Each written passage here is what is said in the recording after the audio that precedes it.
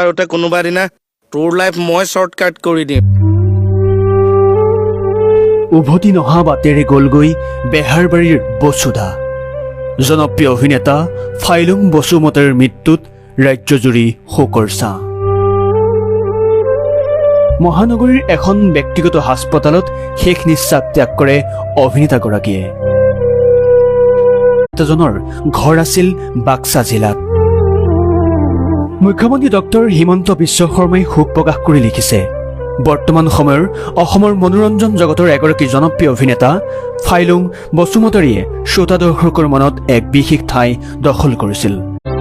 অভিনেতাজনৰ মৃত্যুত পৰিয়ালৰ লগতে সাংস্কৃতিক মহলত শোকৰ ছাঁ পৰিছে। বিগত কেইমাহমান ধৰি যকৃতজনিত ৰোগত চিকিৎসাধীন হৈ আছিল বসুমতাৰী। অৱশেষত মঙলবাৰে নিশা গভীৰ সমবেদনা জ্ঞাপন কৰিলোঁ। মৃত্যুৰ সময়ত তেওঁৰ বয়স আছিল 54 বছৰ।